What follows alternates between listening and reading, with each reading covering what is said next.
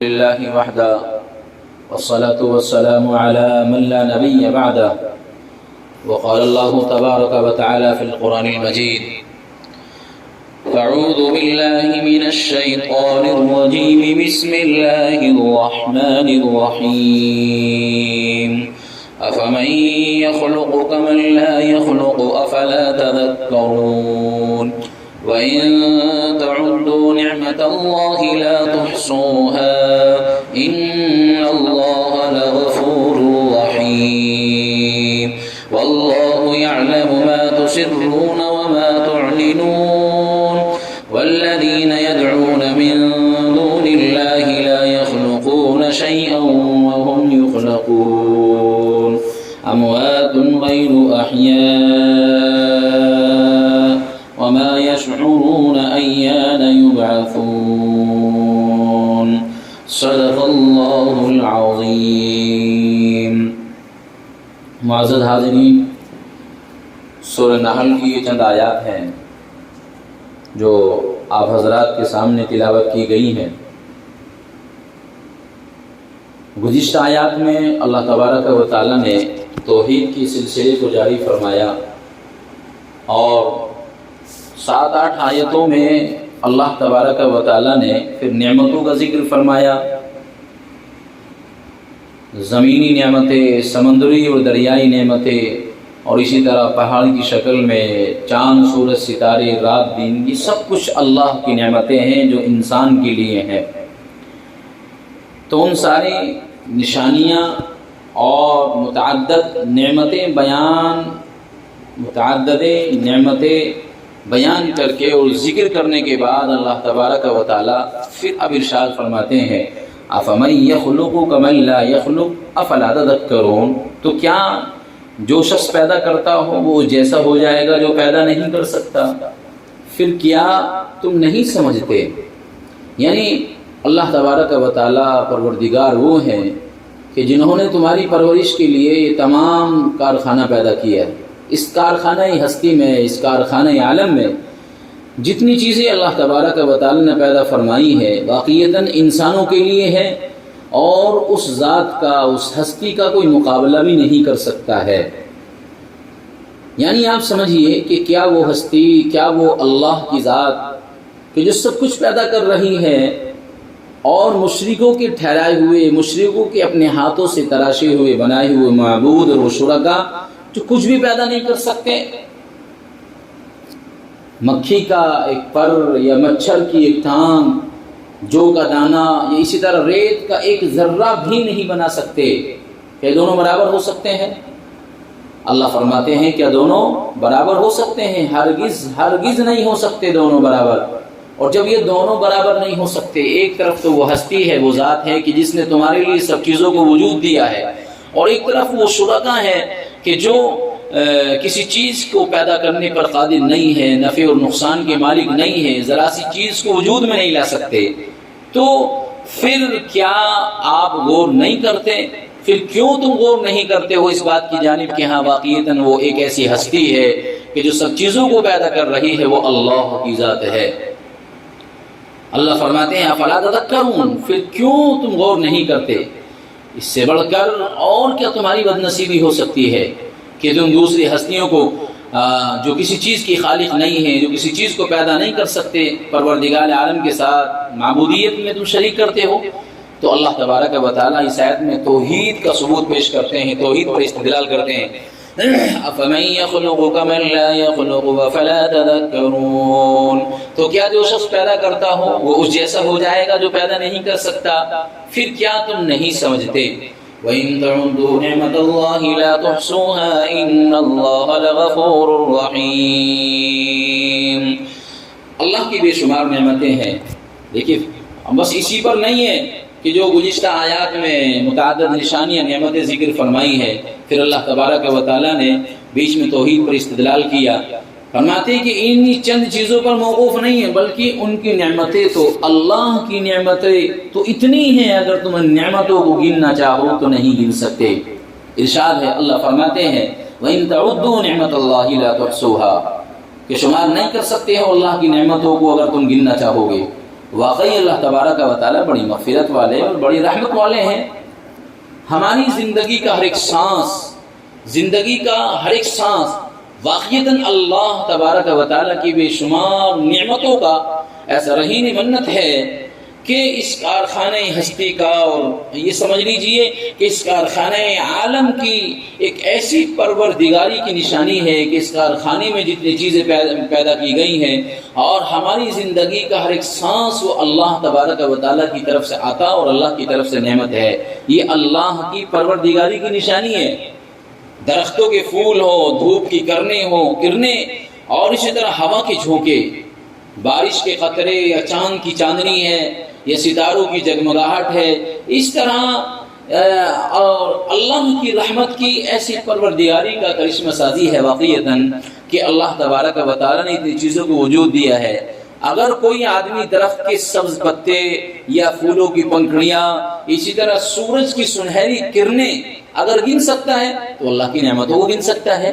اور ایسا کوئی نہیں ہے اس عالم میں کہ اگر کوئی آدمی درخت کے سبز پتے ہو یا پھولوں کی پنکھڑیاں ہو یا اسی طرح سورج کی سنہری کرنے ہو، جب ان کو نہیں شمار کر سکتا، وہ گننے میں نہیں آ سکتی ہے، وہ شمار میں نہیں آ سکتی ہے، اور جس نے یہ سب کچھ بنایا ہے تو آخر اس کی اتنی نعمتیں ہیں انسان کے اوپر، ان کو کیسے گن سکتا ہے، ان کو کیسے شمار کر سکتا ہے۔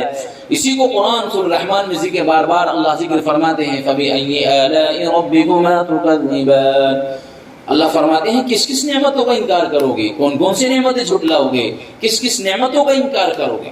اتنی نعمتیں ہیں انسان کے اوپر، شب و روز رات دن اللہ کی طرف سے نعمتوں کی مسلسل بارش ہوتی ہے۔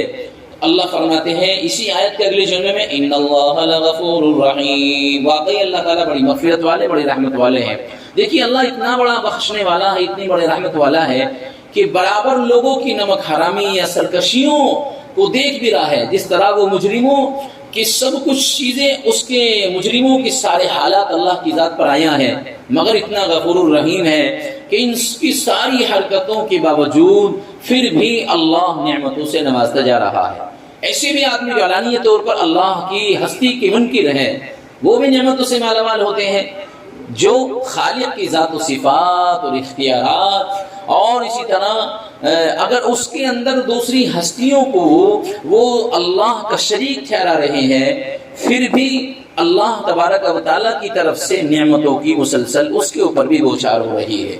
نعمتیں دینے والا ان سے نعمتوں کو دینے سے ہاتھ نہیں روکتا ہے۔ دیکھیے ایسے کتنے ہیں جو اللہ کو ایک مانتے ہیں، اللہ کی ذات کا اقرار کرتے ہیں، صفات اور توحید کا اقرار کرتے ہیں، لیکن پھر بھی اللہ تبارک و تعالیٰ کے ساتھ میں سرکشی، نافرمانی کو اپنا شیوہ بنائے ہوئے ہیں۔ جیسے ہم لوگ ہیں، ہم اللہ کی ذات پر یقین بھی رکھتے ہیں، اللہ کی ذات اور صفات کے بھی قائل ہیں، لیکن ہم گناہگار ہیں، سیاہکار ہیں، اللہ کے احکامات کی خلاف ورزی کرتے ہیں، اور ہم ایسے بڑے مجرم ہیں کہ واقعیتاً اگر ہم اپنے دل کی حالت کو دیکھیں اور دل کا جائزہ لیں تو شب و روز زندگی ہماری وہ گناہوں میں گزر رہی ہے، لیکن پھر بھی اس کے باوجود بھی اللہ تبارک و تعالیٰ کا ایسا بے حساب احسانات ہے کہ اللہ نے ایسا سلسلہ ہمارے اوپر احسانات کا جاری فرما رکھا ہے کہ ہم اللہ کی فیاضی اور اللہ کی مہربانی سے محروم نہیں ہیں، بلکہ اللہ تبارک و تعالیٰ کی فیاضی اور مہربانی اتنی ہے ہمارے اوپر کہ ہم اس کا اندازہ بھی نہیں کر سکتے ہیں۔ اسی کو اللہ نے فرمایا ان اللہ لغفور رحیم وَإِن تَعُدُّوا نِعْمَةَ اللَّهِ لَا تُحْصُوهَا إِنَّ اللَّهَ لَغَفُورٌ رَحِيمٌ، اور اگر تم اللہ کی نعمتوں کو گننے لگو تو گن نہ سکو گے، واقعی اللہ تعالیٰ بڑی مغفرت والے، بڑی رحمت والے ہیں۔ وَاللَّهُ يَعْلَمُ مَا تُسِرُّونَ وَمَا تُعْلِنُونَ، اور اللہ تعالیٰ تمہارے پوشیدہ اور ظاہر احوال سب کو جانتے ہیں۔ والذین يدعون من دون اللہ لا يخلقون شيئا وهم يخلقون اموات غیر احیاء وما يشعرون ایان یبعثون۔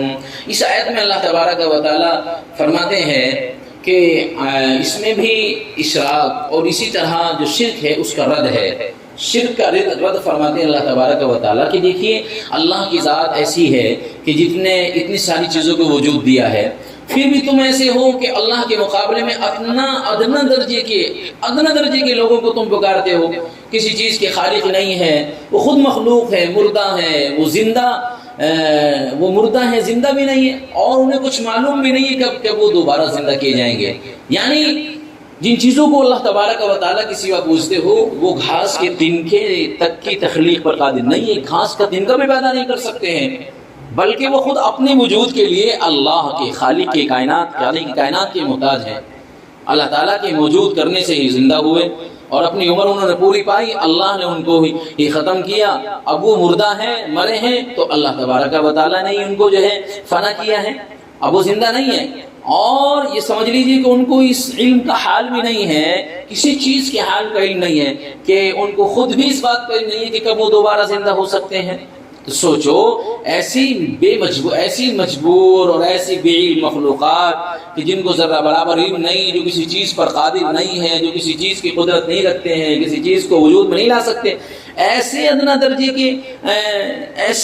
درجے کی شخصوں کو اور ایسے ادنا درجے کی ہستی کو تم پکارتے ہو، بھلا وہ کیسے معبود ہو سکتے ہیں؟ سمجھیے اس آیت میں اللہ تبارک و تعالیٰ شرک کا کیسے رد فرماتے ہیں۔ دیکھیے ایک تو ذات وہ ہے، وہ ہستی ہے جو سب چیزوں کو وجود میں لا رہا ہے، ایک وہ ہے جن کو تم اللہ کے ساتھ شریک قرار دیتے ہو، اللہ کے ساتھ اپنا معبود بناتے ہو، ساتھی بناتے ہو، ایسے ہیں کہ جو ذرا برابر بھی اپنے حال کا علم نہیں رکھتے ہیں، نہ وہ خود پیدا ہوئے تھے اور نہ ہی اپنی مرضی سے وہ دنیا سے گئے ہیں اور نہ پھر دوبارہ زندہ ہوں گے اپنی مرضی سے، تو کسی چیز کا علم نہیں ہے۔ بخاری شریف میں روایت عبداللہ ابن عباس رضی اللہ تعالیٰ عنہ کے حوالے سے وہ فرماتے ہیں کہ سوا یغوث یعوق اور نصر یہ سب صالحین کے نام ہیں، لیکن بعد کے لوگ معبود بنا بیٹھے انہیں، یعنی ہر ملک میں مشرکوں کے جو معبود ہیں وہ انبیاء، اولیاء، شہداء اور صالحین اور دوسرے جو معمولی انسان ہیں۔ جیسے عبداللہ ابن عباس رضی اللہ تعالیٰ عنہ فرماتے ہیں کہ یہ سب کے سب انسان تھے لیکن بعد کے لوگوں نے ان کو اپنا معبود بنایا۔ اسی طرح ام عائشہ رضی اللہ تعالیٰ عنہ روایت کرتی ہیں کہ اساف اور نائلہ یہ دونوں انسان تھے، لات، منات اور عزا کا بھی یہی حال تھا، وہ بھی انسان تھے، لیکن لات و عزا جو انہوں نے اپنا معبود بنا رکھا تھا مشرکین مکہ نے، ان مشرکین عرب کا تو یہاں تک خیال تھا کہ یہ دونوں اللہ کے ایسے پیارے بندے تھے کہ اللہ تعالیٰ جاڑا تو لات کے یہاں گزار دیں اور گرمی عزا کے یہاں بسر کرتے تھے۔ ٹھیک کیسی نادانی اور ان کی بے وقوفی ہے اللہ تبارک و تعالیٰ۔ اسی طرح ہمارے ہندوستان کے لوگ ہیں جو غیر لوگ ہیں، وہ اپنا ایسوں کو معبود مانتے ہیں کہ جو انسانی تھے، اور اس طرح کتنے ہیں کہ جو بہت سے اولیاء کو اپنا داتا، اپنا مشکل کشا اور غریب نواز، گنج بخش اور غوث اور یہ سارے ہیں، ان سب اولیاء کو انسان اپنا حاجت روا تسلیم کرتا ہے، مشکل کشا روا تسلیم کرتا ہے۔ بعد کے لوگوں نے ان اولیاء کے تعلق سے ایسے غالی معتقدین نے جن کو یہ بھی معلوم نہیں ہے کہ واقعیتاً وہ اللہ کے ولی تھے، ہاں اس میں کوئی شک نہیں ہے، لیکن حاجت روائی کے لیے ان کو پکارنا شروع کر دیا۔ ان میں سے کسی ہستی نے کائنات کا کوئی ذرہ نہیں پیدا کیا، کسی ولی نے، کسی نبی نے اور کسی صالحین میں سے کسی نے بھی کائنات کا ایک ذرہ بھی پیدا نہیں کیا ہے، بلکہ خود اللہ کی وجود دینے سے وہ موجود ہوئے تھے، اور وہ سب حضرات وفات پا چکے، ان میں بھی کوئی زندہ نہیں ہے، تو لہٰذا انہیں دنیا کے حوال کا علم بھی نہیں ہے۔ اب لوگ ہیں ان کو اپنا معبود تسلیم کر رہے ہیں، لوگ ان کو حاجت روا، مشکل کشا مان رہے ہیں۔ عزیزو یہ سب شرک ہے، اس سے بچنا چاہیے۔ آدمی کو اپنی منتیں اللہ کے سامنے رکھنی چاہیے، کسی کے پاس جا کر کے یا کسی قبر والے کے پاس جا کر اپنی منتوں کو مانگنا، اپنی اولادوں کو مانگنا یا ان کو مشکل کشا حاجت روا تسلیم کرنا، یہ سب کچھ شرک ہے، اور اللہ کا فیصلہ ہے ان اللہ لا یغفر ان یشرک بہ ویغفر ما دون ذلک لمن یشاء، کہ اللہ ہر ایک چیز کو پیدا کر سکتا ہے لیکن اللہ ہر ایک چیز کو اللہ معاف کر دے گا۔ اللہ ہر گناہ کو معاف کرنے پر قادر ہے، لیکن شرک ایک ایسی وبا ہے، ایسا بڑا گناہ ہے کہ جس کو اللہ معاف نہیں کر سکتا۔ اللہ نے قرآن کریم میں سورہ لقمان میں دوسرے اللہ تبارک و تعالیٰ ذکر فرماتے ہیں ان الشرک لظلم عظیم، یقیناً ایسا بڑا اور ایسا عظیم گناہ ہے کہ جس گناہ کی اللہ کے یہاں بخشش نہیں ہے۔ اس لیے اس آیت میں ہمیں اس بات کا اندازہ ہوا اور یہ پیغام ملا اللہ کی طرف سے کہ ہم شرک کو چھوڑ دیں۔ بہت سارے حضرات تو جان بوجھ کر شرک کرتے ہیں، وہ غیر ہوتے ہیں، لیکن ہمارے کتنے لوگ ہیں جو شرک کر رہے ہیں، بہت سے نادانی میں شرک کر رہے ہیں، بہت سے جان بوجھ کر شرک کرتے ہیں۔ اس لیے ان سے بچنا چاہیے، ہمیں ساری منتیں اور ہمیں سب کچھ اللہ کے سامنے رکھنا چاہیے۔ اللہ ہی ہمارا حاجت روا ہے، وہی ہمارا مشکل کشا ہے۔ ترجمہ والذین يدعون من دون اللہ لا يخلقون شیئا وهم يخلقون، اور جن کی یہ لوگ خدا کو چھوڑ کر عبادت کرتے ہیں وہ کسی چیز کو پیدا نہیں کر سکتے اور وہ خود ہی مخلوق ہیں، مردے ہیں، زندہ نہیں، اور ان کو خبر نہیں کہ مردے ان کو خبر نہیں ہے کہ کب اٹھائے جائیں گے، زندہ کب ہوں گے۔